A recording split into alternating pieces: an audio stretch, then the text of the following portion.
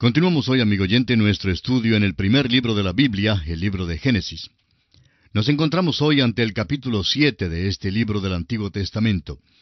Y concluimos nuestra lección del capítulo 6, notando la provisión que Dios había hecho para el alimento de todos aquellos que entrarían en el arca.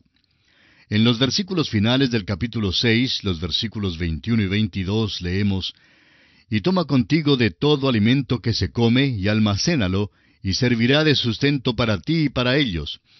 Y lo hizo así Noé. Hizo conforme a todo lo que Dios le mandó. Aquí hay algo muy práctico. Él tuvo que llevar mucho alimento en el arca para dar de comer a los animales. Alguien preguntará, ¿por qué los animales no se comían entre sí? Bueno, porque hasta el tiempo del diluvio, los hombres y los animales no comían carne, no había ningún animal carnívoro, y se nos dice que en el milenio el lobo morará con el cordero, y el leopardo con el cabrito se acostará. El león, como el buey, comerá paja. Ese probablemente era el estado de los animales en aquel entonces, el cual ocurrirá una vez más.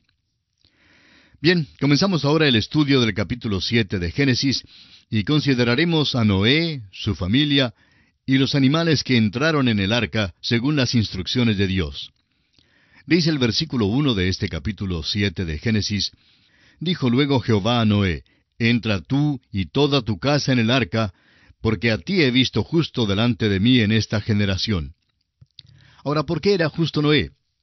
Era justo por la fe, igual como más adelante en la historia Abraham sería justo por la fe. Allá en el capítulo 15, versículo 6 de Génesis leemos: «Y creyó a Jehová, y le fue contado por justicia». Esto es refiriéndose a Abraham. El escritor a los Hebreos nos dice que Noé preparó el arca por la fe. Esa es la razón por la cual Dios les salvó. ¿Se ha fijado usted alguna vez cuán bondadoso es Dios con este hombre en el tiempo de un juicio tan terrible? «Entra tú», le dijo. Es el mismo tipo de invitación que nuestro Señor Jesús da hoy a todos los miembros de la raza humana. En el Evangelio según San Mateo, capítulo 11, versículo 28, el Señor Jesucristo pronunció estas palabras: «Venid a mí todos los que estáis trabajados y cargados, y yo os haré descansar». Ahora, en la última parte del versículo 16 de este capítulo 7 de Génesis, notamos que el Señor le cerró la puerta. Luego el capítulo 8 de Génesis comienza así: «Y se acordó Dios de Noé». ¿No es todo esto muy bello? ¡Qué maravilloso, amigo oyente! Dios bien pudo haberse olvidado de Noé. Años después pudo haber dicho: «¡Ay de mí! Se me olvidó por completo aquel hombre por allá. Lo metí en el arca y me olvidé de él». Y eso sí que hubiera sido malo. Pero Dios no olvidó a Noé. Se acordó de él. Amigo oyente, Dios nunca olvida. Dios se acuerda de usted y se acuerda de mí. Lo único que Él no recuerda es el pecado. El profeta Jeremías en el capítulo 31 y versículo 34 de su libro dice: «Y no me acordaré más de su pecado». ¡Qué promesa más bella! Ahora Noé y su familia entran en el arca. ¿Y sabía usted que esta historia de Noé, igual como la historia de la creación, ha recorrido por la faz de toda la tierra? Se la lee como la historia de la creación. Ojalá pudiéramos mencionar aquí el relato babilónico, como lo hicimos en nuestro estudio del relato de la creación, pero no vamos a hacerlo. El caso es que cuando uno compara ese relato con el de la Biblia, encuentra una gran diferencia. Y mucho de lo que se encuentra en los otros relatos es hasta absurdo.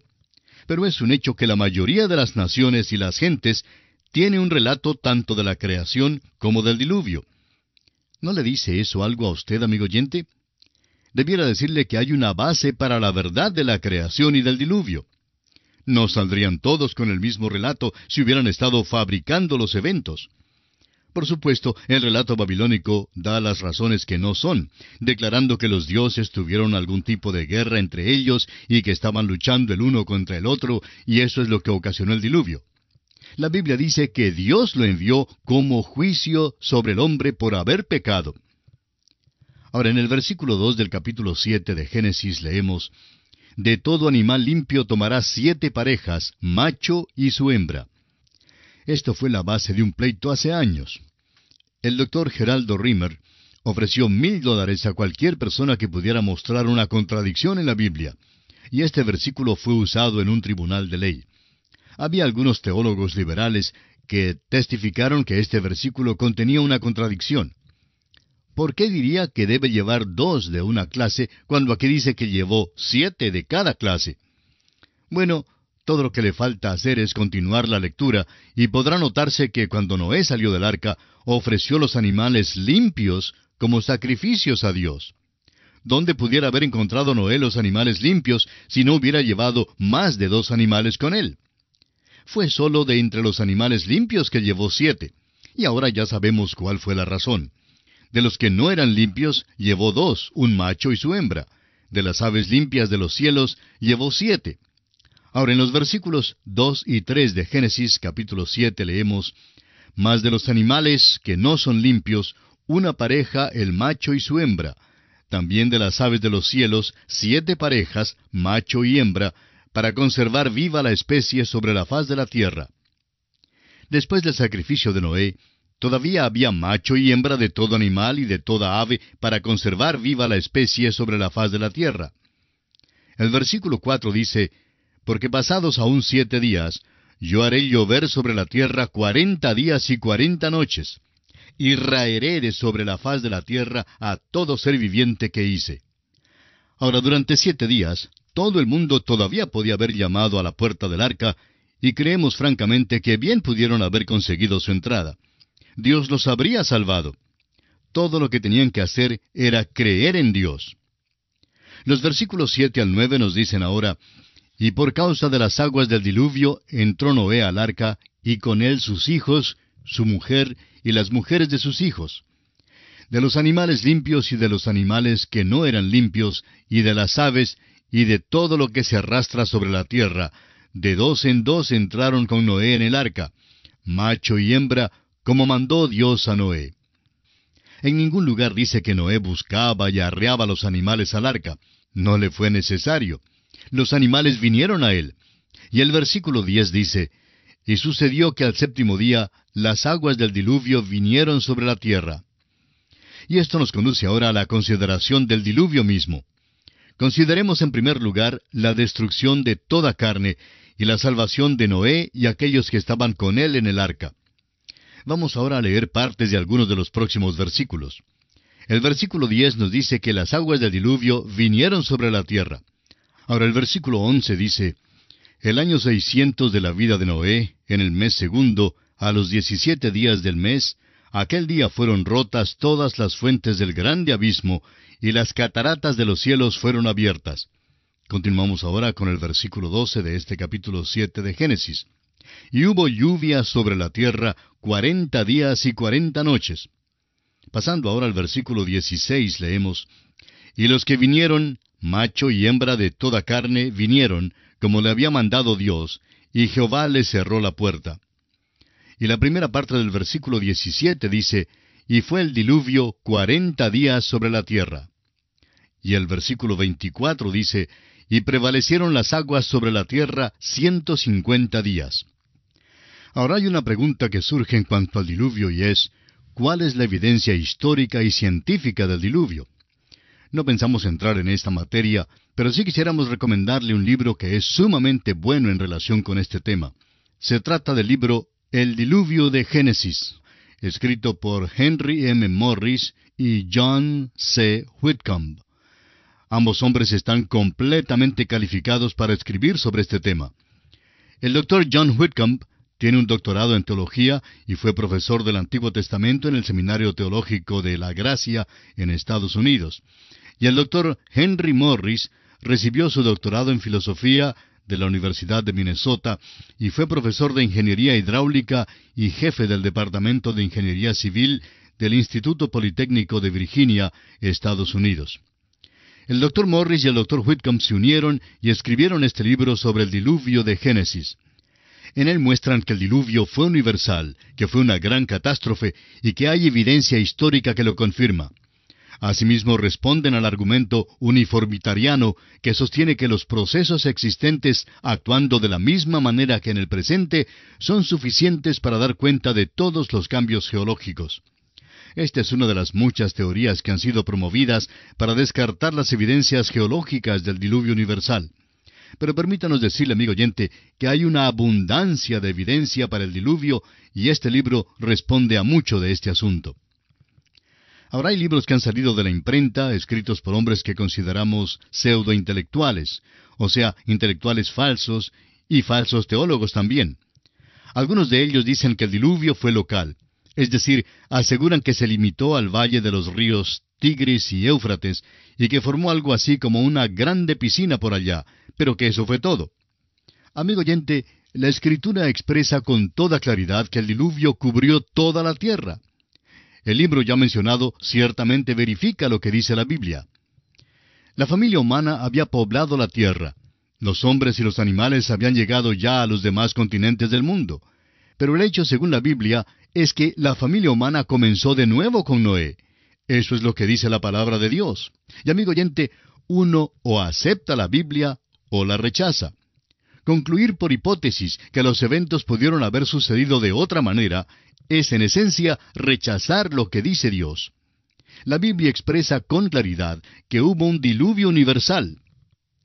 Los versículos 23 y 24 de este capítulo 7 de Génesis dicen: Así fue destruido todo ser que vivía sobre la faz de la tierra, desde el hombre hasta la bestia, los reptiles y las aves del cielo. Y fueron raídos de la tierra, y quedó solamente Noé y los que con él estaban en el arca. Y prevalecieron las aguas sobre la tierra 150 días. Quienes argumentan en contra de un diluvio universal, por lo general aceptan el principio uniformitariano, y sostienen el punto de vista de que no había tal cosa como una gran convulsión o catástrofe como el diluvio. Pero ¿sabe usted, amigo oyente, que el apóstol Pedro nos amonesta contra los que piensan de ese modo? Dice el apóstol Pedro en su segunda carta, capítulo 3, versículos 3 al 6, lo siguiente: Sabiendo primero esto, que en los postreros días vendrán burladores, andando según sus propias concupiscencias, y diciendo: ¿Dónde está la promesa de su advenimiento? Porque desde el día en que los padres durmieron, todas las cosas permanecen así como desde el principio de la creación.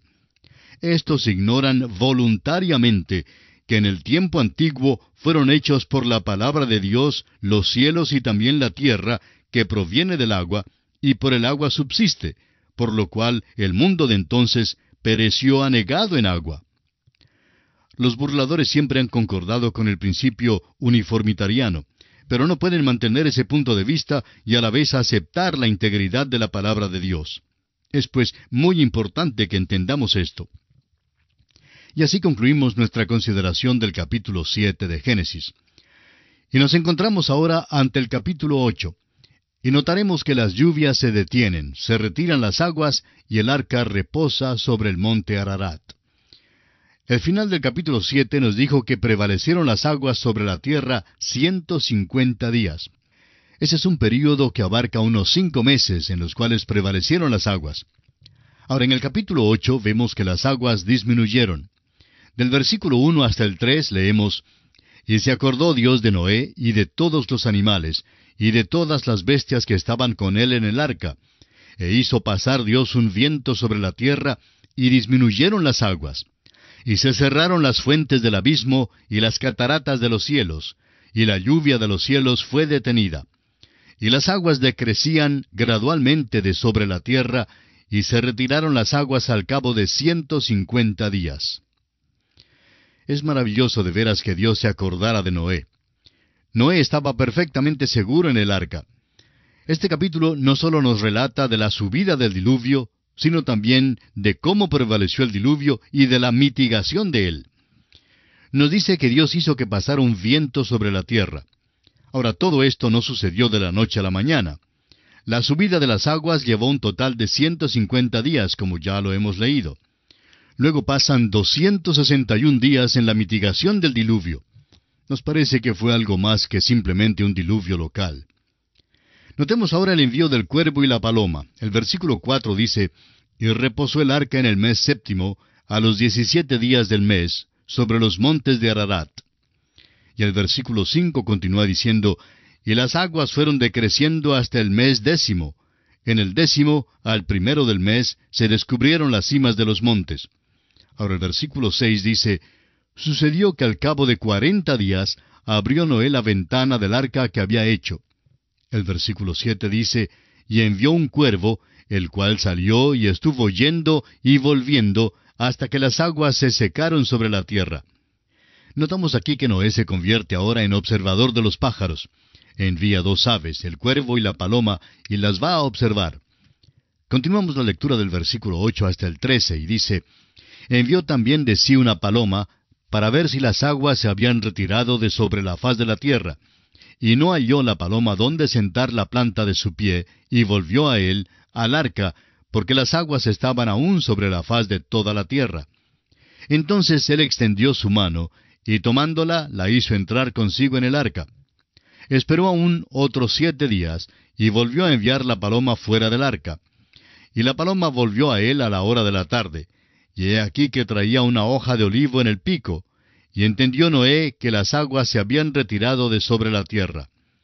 Y esperó aún otros 7 días, y envió la paloma, la cual no volvió ya más a él. Y sucedió que en el año 601 de Noé, en el mes primero, el día primero del mes, las aguas se secaron sobre la tierra. Y quitó Noé la cubierta del arca y miró, y he aquí que la faz de la tierra estaba seca. Ahora notemos que esto abarca un período de 261 días, y por tanto el diluvio duró un total de 371 días, es decir, se prolongó por más de un año. También concuerda con la declaración de la Escritura que afirma que el diluvio fue universal. No se trataba únicamente de llenar una piscina con agua, ciertamente fue más que eso.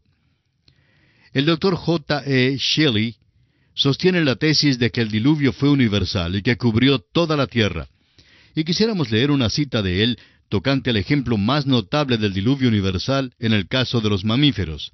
Dice él, estos elefantes se encuentran enterrados en los depósitos congelados de la tundra de Siberia, y por todo lo largo del continente de Asia, y en el norte de Alaska, y en el Canadá. Se encuentran en gran número en el suelo elevado, y no están hundidos en el pantano millones de ellos. Sigue contando acerca de ellos cómo es que fueron examinados, y cómo la evidencia indica que fueron ahogados. Si es que meramente se hubieran hundido allá arriba, hubieran muerto de hambre. Pero entre más al norte vaya uno, más se encuentran. El suelo de las islas del Mar Blanco, dentro del círculo ártico, se compone mayormente de sus huesos, juntos con los del tigre del tipo dentado de sable, del alce gigante, del oso de caverna, del buey almizcleño, de troncos de árboles y de los que han echado raíces en la tierra. Hoy no existe ningún árbol en aquellas regiones. Los más cercanos quedan a miles de kilómetros de distancia. El mamut no podía comer de la vegetación achaparrada que crece en esta región. La autopsia revela la presencia en sus estómagos de su última comida, que fue pino y ramas de plantas espineras. Estos mamuts fueron sepultados vivos en los depósitos cuando el sedimento estaba blando. Ellos y el sedimento de repente fueron congelados y nunca han sido descongelados porque no muestran ninguna señal de descomposición. El Dr. Shelley cuenta de cómo el marfil del mamut ha sido vendido en los muelles de Londres por más de 1000 años. El Museo de Historia Natural compró la cabeza y la presa de un mamut en una tienda de marfil en el muelle de Londres. La cabeza estaba perfectamente preservada y estaba cubierta de su piel original. Los exploradores han salvado sus vidas comiendo de la carne de estos animales que han sido conservados en frigoríficos por unos 4600 años. Amigo oyente, si se desea tener evidencia del diluvio y de un diluvio universal, hay abundante evidencia si estamos dispuestos a aceptarla. Quisiéramos ahora señalar una gran verdad espiritual que tenemos aquí en este relato del cuervo y la paloma. Pero en primer lugar mencionaremos que la paloma volvió y trajo un poquito de follaje, una hoja de olivo en el pico. No entendemos por qué la hoja de olivo siempre ha sido el símbolo de la paz, pero así es. Cuando volvió la paloma, después de haberse ido, sirvió de señal de que el juicio había ya pasado y que se podía regresar a la tierra. Hay una paz en este regreso, pero vemos que aún el hombre que sale a la tierra es el mismo tipo de hombre que entró en el arca. Los hijos de Noé tenían las mismas características que los primeros hombres que provocaron el diluvio. Encontramos, pues, que la raza humana no muestra un mejoramiento después del diluvio de ninguna manera. Vamos a considerar la lección espiritual. Notamos que Noé se ocupa de observar los pájaros, y mandó que saliera el cuervo. El cuervo no regresó al arca. ¿Y por qué no regresó? Bueno, notemos qué es lo que come un cuervo. Un cuervo come de todo. El hecho es que había muchísimos animales muertos y mucha carne disponible después del diluvio. Y eso es lo que come un cuervo. No regresó porque después de todo iba a banquetear y se estaba gozando mucho porque era un ave inmunda. Pero la paloma, en cambio, es un ave limpia, y así se la considera más adelante en la Biblia. Usted recordará, amigo oyente, que Noé llevó tanto animales y aves limpios como aves y animales inmundos en el arca. La paloma fue como una mensajera que trajo con ella una información. Después del segundo viaje de la paloma, Noé supo que las aguas del juicio ya se habían retirado de la tierra, porque la hoja del olivo revelaba que la tierra seca ya estaba a la vista. Lamentablemente nuestro tiempo ha concluido y tenemos que detenernos en este lugar. Continuaremos la consideración de esta lección espiritual en nuestro próximo programa. Es nuestra oración que el Señor derrame sobre usted sus ricas bendiciones.